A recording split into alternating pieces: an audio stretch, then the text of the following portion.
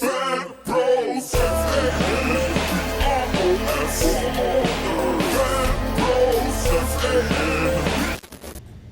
I realized that at 43, I'm kind of a member of the last generation of music fan to remember life before hip hop. And so, like, one of my earliest memories is like my parents' records collection.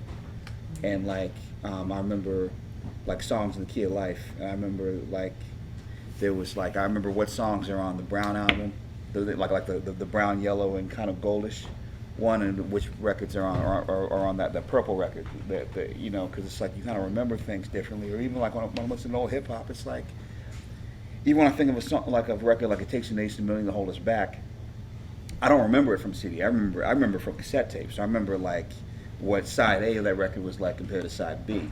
And so that structure, what happens with that is that you end up using those kinds of tricks, like when you're trying to structure a season of Luke Cage, because you know that's really the whole thing is that it didn't really begin with the comics. It didn't really begin with what storyline are you saying. It really began with me picking song titles, you know, out of all these different songs and all these records, and just thinking, okay, what song titles speak to me thematically, landing on various Gangstar songs, structuring the season around that, and then saying, okay, how can Luke Cage have a moment of truth that in turn is going to lead to him really learning the hard way the code of the streets, which in turn is going to lead to, you know, the way that the season unfolds all the way through to, you know, the final soliloquy of chaos and finally coming fully into his own. So you know it's Steez.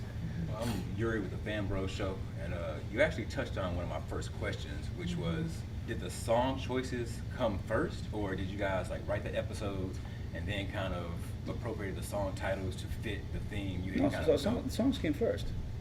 I had the songs when I went in on my initial pitch, because when I went to pitch Jeff Loeb and Kareem Drake, you know, I didn't want to just pitch the pilot episode. I wanted to pitch the entire season, just because I had it in my back pocket. So to calm myself down, I basically said, okay, just kind of what I just walked out to you in kind of a sarcastic, but that was my actual process. Was I said, okay, it wasn't about the contents of those songs. It was about, let me find song titles that could actually accurately reflect what a season could be, just in terms of arcs. I basically stole that trick from Shonda Rhimes, because they name all the songs on all the episodes of Grey's Anatomy after like various pop songs.